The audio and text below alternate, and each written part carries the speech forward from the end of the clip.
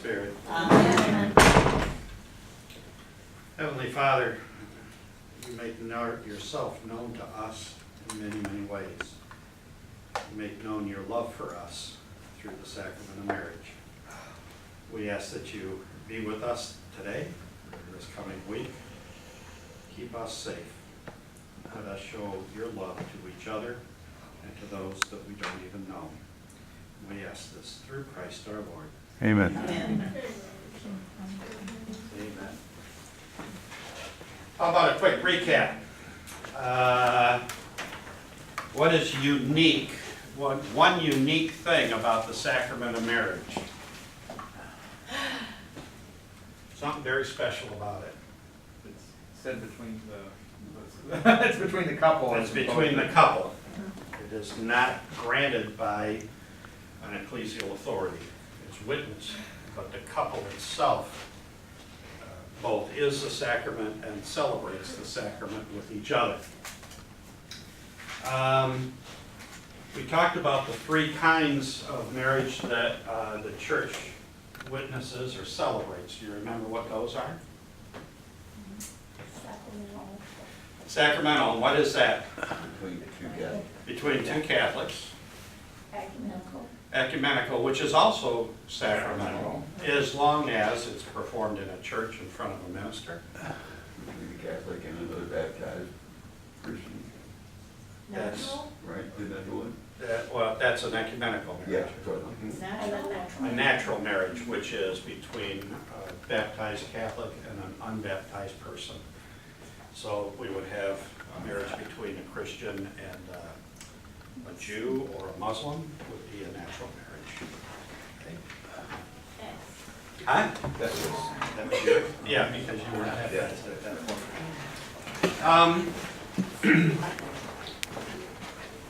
One of the things that the church is pretty fanatical about, at least recently, is preparation for the sacrament of marriage.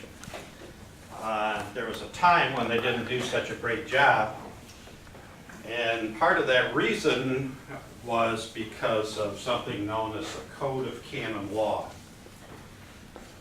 Code of Canon Law, I mentioned to you last week, about 25% of the Code of Canon Law deals with marriage. And it has all of these rules and everything else in there. It's hard to keep up with it. And a lot of the rules date back to the early and late Middle Ages, in that time frame. And a lot of things were going on at that time. Arranged marriages, especially on the parts of the nobility, so that they could ensure an heir for a kingdom or an alliance of some kind. There was a lot of forced marriages going on during that period of time between, say, children, and then they would put a protector of some kind in place to make sure that there was some adult supervision of what was going on in the kingdom, because they were having marriages arranged as early as 9 and 10 years old between some of these monarchies in Europe. And so the Code of Canon Law started saying, no, you can't do that, no, you can't do that. And the body, or the Code of Canon Law, reacted almost on a case-by-case basis. So that coming in prior to this time frame right here, actually, there was another one in about 1908 or so. They began to go through the Code of Canon Law and pull out things that weren't really relevant anymore to try and shrink that body of law down. During the Second Vatican Council, in the late 50s and early 60s, the time leading up to the Second Vatican Council, they called for a complete rework of the Code of Canon Law for the Latin Church. And in the time period between 1978 and finally issued out in 1983, adopted by the U.S. Council of Catholic Bishops, was the new Code of Canon Law for the Latin Church.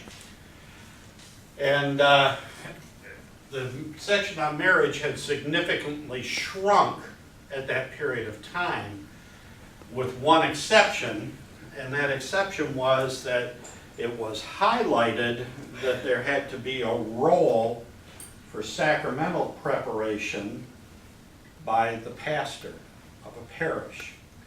His role in marriage preparation grew, and it grew in importance. But it also grew specifically, in the area of marriage. What was going on during that period of time that would say, put the church's focus towards marriage preparation? Anybody got any ideas what was going on in that? No. Talking about 78 to 83? Yep. Oh. When was Roe v. Wade? Yeah. Oh, 71. When was the introduction of hormone control, style birth control?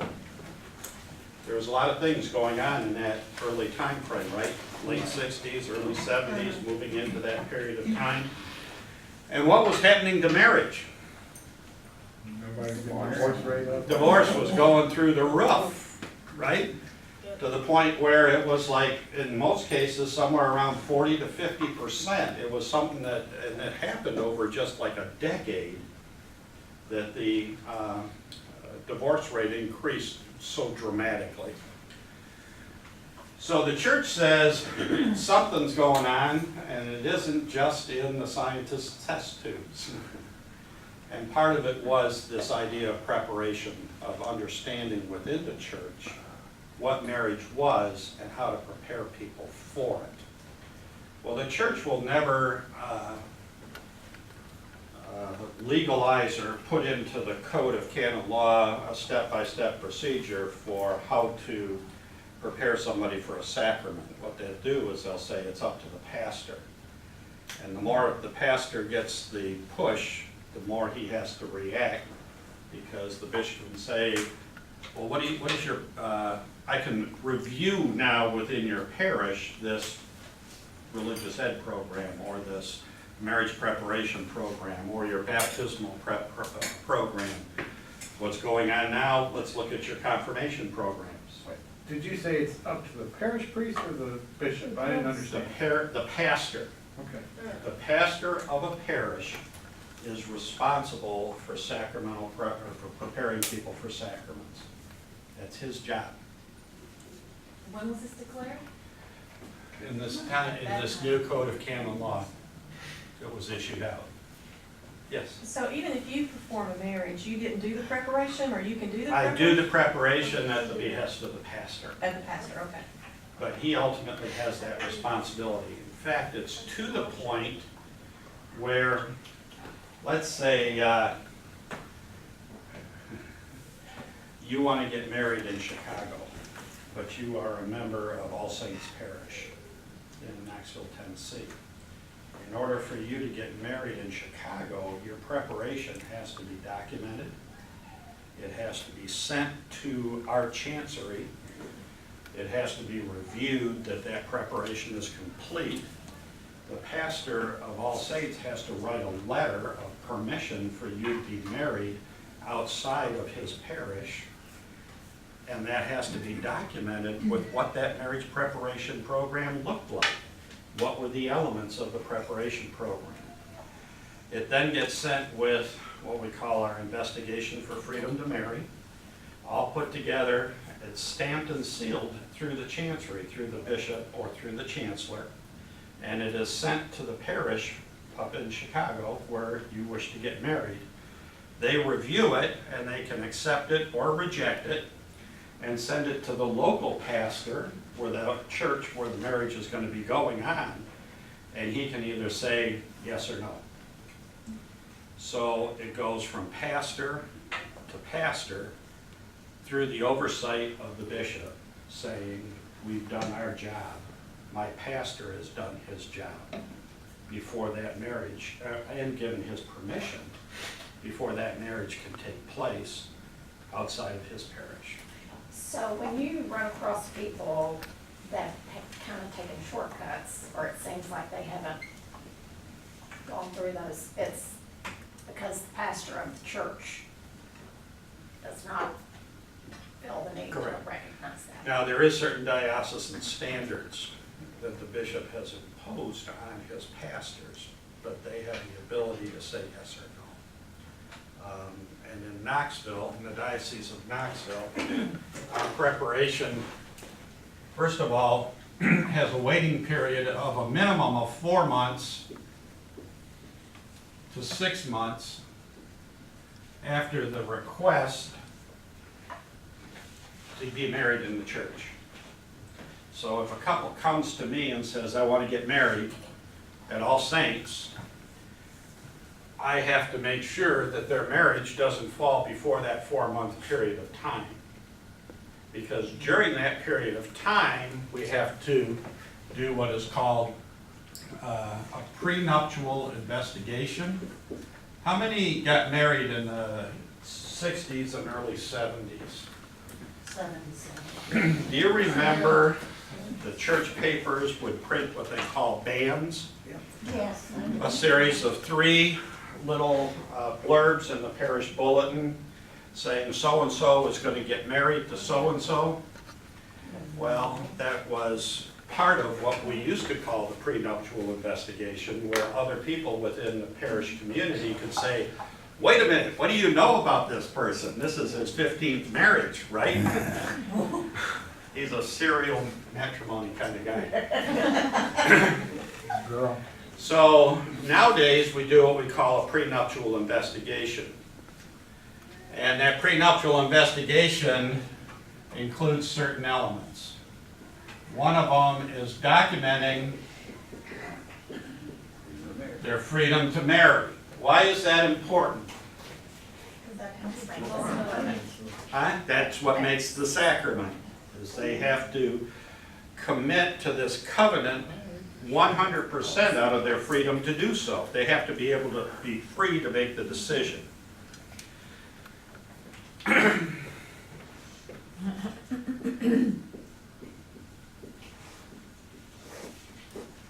We have to assemble certain documents. That would be a baptism certificate if both parties are baptized, 2 baptism certificates, 1 for each of them, with proof that they've made their first communion and possibly in some dioceses their confirmation. And it's becoming more and more rigid across the U.S. that they're going to require confirmation. It's one of those steps. The idea is if you want to get married in the church, you ought to be active in the church. So we have documents that we have to get. The third thing is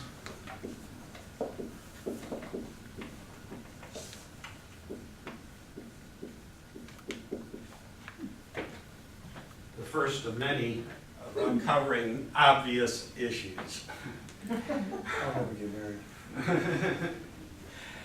What are those obvious issues? Those would be things like, there's a question in the prenuptial investigation, and we have to put them under oath. We have to have them swear an oath in front of us before they answer the questions.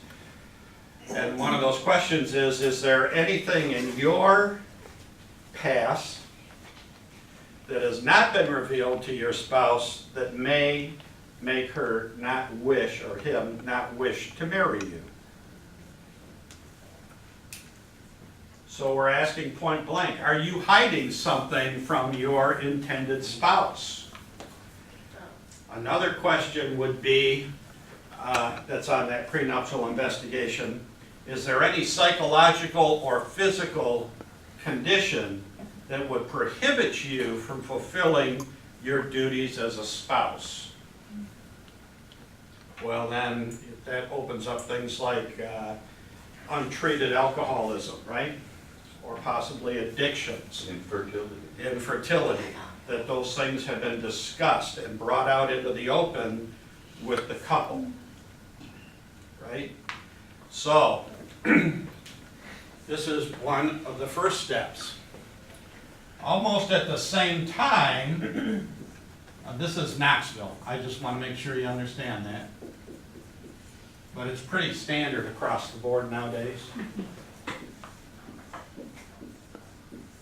They have to do what they call a focus inventory. Has Anybody familiar with the focus inventory? How many people have ever taken the Minnesota Multiphasic Personality Test, MMPI-3 or whatever they call it? And it's about 6,000 million questions.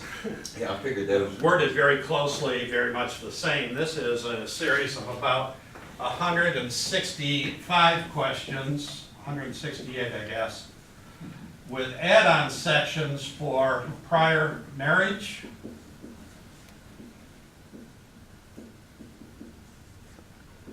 an add-on section for cohabitation. I bet that's popular. It is. And add-on section for just ecumenical marriage. How about one for natural marriage? No, No. we go a different route for a natural marriage. The guy was So if they admit to any of that, what we know about the prior marriage, does any of that stop the process? No, but it forces them. This is a communications tool, strictly.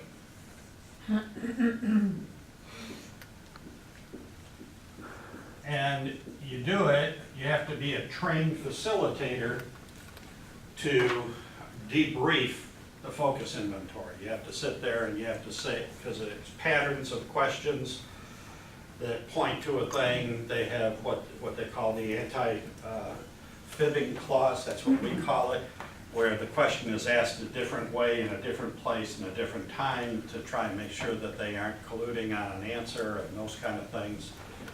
But it's very good at pointing out a lot of behavior. They take it separately, and then it's scored, and then the meetings that follow up to that are done together with the facilitator. So it's like your first foray into marriage counseling. Except you don't know what your problems are until you get there. It's actually kind of fun. So, but it covers areas like finance, and it covers areas like addiction and abuse. It covers areas on domestic abuse. It carries areas of sexuality and parenting. It covers areas on dual career, and a big area on what we call family of origin. Do you know what a family of origin is? Bernadette is very different than Gary, thank God. But she comes from the Philippines, correct? And your culture is different than Gary's culture at the time when you entered into it. Polish cultures are very different than Irish cultures. German cultures are very different than other cultures. So we have different ways that we were raised. We have different ways that we celebrate holidays. Some of us have very unique holidays. The difference between, say, Latino and an Anglo are very different pronounced, even in terms of food, in terms of the way that they raise families, their parenting skills, and those kind of things.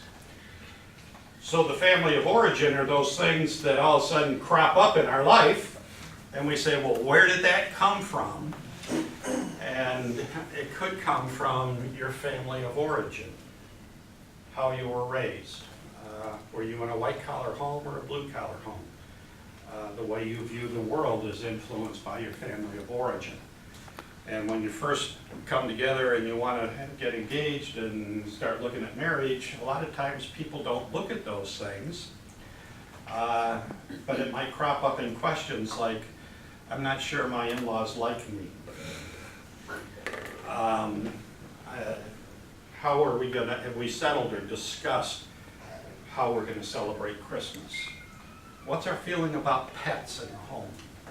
That might be really simple to some people, but for others it's a cultural thing, right? So a lot of questions involving this idea. We've discussed where we're gonna live. you'd be surprised how something like every 4 years when we go to the polls, how many families end up going into counseling after an election. This year, more than most. I'm serious. And some of that, One woman divorced her husband over it, at least one. He voted for Trump, I'm getting rid of him. some of that comes from our family of origin. Whether, you know, the type of home you were raised in, or were they staunch Republicans or staunch Democrats, and those kind of things. So the focus inventory is an indicator, I shouldn't say an indicator, a communications tool. And you debrief it. It has to be done by a trained facilitator. To debrief it, these things become apparent at this level right off the bat, whether they are pursuing an ecumenical marriage or if they are cohabitating, because in the prenuptial investigation you ask them the question, can I have your address? And one says one, and you're asking them separately, right? They're in 2 different rooms. And you ask the other one, and you look at the paper, and you know right away that they're living together, right? That's just the way it is. I think there's no issue there. So you know if it's going to be an ecumenical marriage, you know if they're going to be, if they are cohabitating already, and if they have a prior marriage, because there's questions in the prenuptial investigation that ask those questions too. Have you ever been married before? Please supply the names and religions of your spouses in chronological order. How did that marriage end? And the dates that are involved with it. Did you get an annulment for that marriage? Or did the marriage end by death? So you can make some decisions right away on this. These are always attached to it, and the couple can deny wanting to do it. But if we already know that they have to do it and it comes back to us and they haven't completed those sections, we send them back and say, you got to do this. The's no ifs, ands, or buts.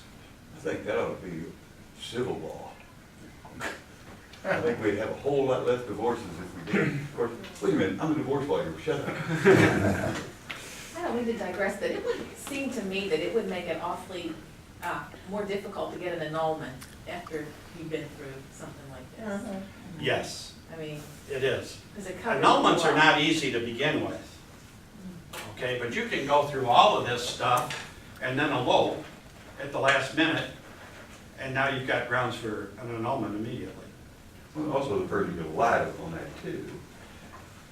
It's a little bit hard, because if a good facilitator or a good person that's doing their prep, part of their job is to dig that out. So who's a facilitator? Is it everybody that can perform a marriage a facilitator? No. For focus, it's not. You have to be trained for focus. In our parish, Father Adam Kane is a focus facilitator. I'm a focus facilitator, and Freddie Vargas is a focus facilitator. And Father Michael is a facilitator. They've been through the training. Now the rest of the priests are catching up. So any priest or deacon in the diocese eventually will be fully trained to be a focus facilitator. Does it have to be a priest or deacon? No. But right now, that's the focus, is to get all of them trained, because it costs a little bit of money to train them. I wonder how many uncohabitate when they know they're fixing to start going through that. Well, you can actually propose to them that they do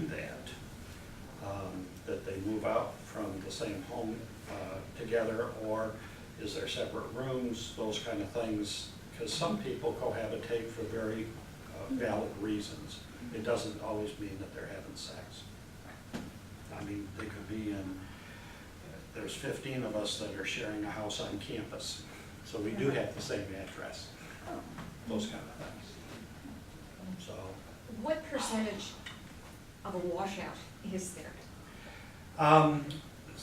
in the last 9.5 years that I've been formally doing this process, I want to say that there's about an 8% grouping that after they take the focus inventory never get married. Really? But that's It's a good thing. They found out. That's right. And then you say this is not for the natural marriage. Well, people that are going into a natural marriage still take the focus inventory. But the add-on doesn't help them because they haven't got a religious basis. The one party to it doesn't have a religious basis for the ecumenical part of it. So when it comes to talking about covenant, sacrament, those kind of words make no sense to them. And so, therefore, at least that's the thought. I understood. So they still take the whole thing and you get a lot of good discussion going, but they don't, we have a problem with disparity of cult, getting them to understand the religious aspect, which is a big section of the focus inventory called bonding or bonders. And so they have to be able to answer questions about religion and covenant and those kind of things. And they can answer about their own, but not necessarily about their future spouses. Basically, this gives them information about themselves and their spouse to know, so they can actually be counseled. Correct. Great idea. Deacon, of the 8% that more or less that don't make it to marriage, is that mostly the influence of the decision of the church, or is it their own decision? Their own decision. The church will be very reluctant to say you cannot get married in the church because that would be to refuse a sacrament. So there's some oddities about that type of a thing, who can actually say no. Because since a pastor is responsible for the formation, only a pastor has the ability to say no to a sacrament. So it's really just a fact-finding for the couple Right. more than anything. But it's a big reveal. Yeah. Right. Believe it or not, it's a big Well, I reveal would when you think. get into those questions and it says, you know, describe, or agree. You have three answers. You can agree, you can disagree, or you have no clue. It doesn't say no clue, but it's undecided, and we figured that they have no clue. So, there's all kinds of questions about what, my spouse and I have talked about the amount of time that he spends on social media. Well, that's in a section that has to deal with pornography, believe it or not. And you can agree that you've talked about it, you can disagree that you haven't talked about it, or you can say, I don't know, I haven't monitored it, you know? We don't live together, I don't know what he does when he goes home at night. Sometimes my spouse makes me afraid. That's a question that's in the focus inventory. I agree with that, I disagree with that, or I'm undecided. We've talked about the importance of in-laws in our home. Agree, disagree, undecided. So there's a lot of different types of really, they aren't just fluff questions. Some of them are fluff at the very beginning to kind of get you into the mood, you know, and then it's kind of like this escalation. Yes? I have a problem with this focus mental. Actually, depends on the pastor. A couple can move to different place and try again and again, and actually they can be married in the church. So it's kind of not fair. I mean, it's not supposed to be that way. It's black or white, not the, this But they- one thing. And another is, actually by that, people are getting married anyway, somewhere else. Mhm. And then, because they are not able to, they just reject church. They will leave. Don't you think so? Well, in 1975, when Bernadette and I got married, I was in Finland. Mm, And the priest that I talked to, that was Lutheran country, in case you weren't Right. aware, I know. and these Catholic priests were extremely strict. Right. And when I told them that I was a Catholic, they said, you can't marry a Catholic. I said, watch me. And that's, I think, the point that you're getting to, is if people are gonna get married, they're gonna get married. That's right. If it's either in the church or out. I just think this is just an idea to let you know, do you know who you're marrying? And does she know who you are? Yeah, but at the same time, if you don't pass that, you kind of. It's not a question of pass or not pass. No, Yeah, I know, 'cause we but don't you, say you, no. yeah, I understand, you have to change, but some stuff you will not change, you cannot. If you have previously marriage and you know that getting approval by church to dissolve the marriage will take years, for example. So those people will marry out of church. And then living the life like, if you just put another big burden on their life, and they can, one can stay closer to the church, but still cannot participate fully. The sacraments are out of, discussion. Well, the church is not gonna change the fact that if you No, I are don't divorced say. and remarried. I don't expect that, Right. absolutely. I was just thinking, church is going to, is more easy with other problems. So maybe this one is, I don't know, too hard, or should we find another solution for those people, some support? Well, the question comes down, and I'll get to this in just a minute, but I would say that it's on the same par as somebody that wants to be a priest or a deacon. Yeah, I understand And you have this to go part. through preparation for that as well. And for that, it's even more strict. It's like 4 years of college and then 4 years of seminary, and that kind of a thing. So those are important things to be formed for that sacrament. I understand this fully, and I have no personal, interest in Mhm. it. I'm happily married for 40 years, and I'm fine with that. Me The thing is, what bothered me, that there is like back door. This pastor will say, no, you cannot, and those guys can go somewhere else and get approval. This is my Well, problem. but the same thing in law. You take a case in front of one judge, you say no, you go to another, and he'll say, fine. It's called forum shopping. All right, so you do the same thing with your priest, I guess. But this is about church, about God. I mean, you cannot shout around. One day we'll go to. But You know, that's what God gave, God gave that's us free where will, give I'm him gonna free go will. with this eventually here. Okay. So just hold on for that thought for a second.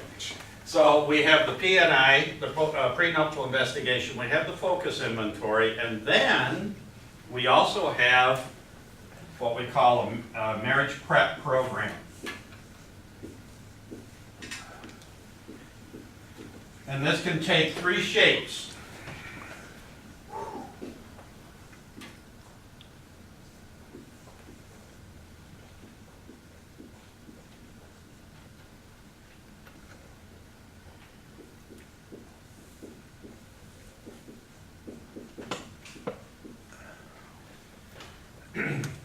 Engaged Encounter, EE, called Engaged Encounter, which is a weekend-long program. Again, this is for our diocese, but it's pretty much universal across the United States right now.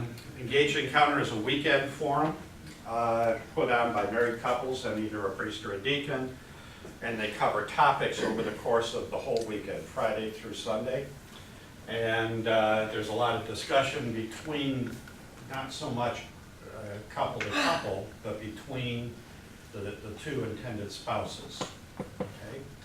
Another one is what we call a sponsor couple program, where somebody in a parish would take on a young couple or another couple. It doesn't have to be a young couple, people get married at all kinds of ages.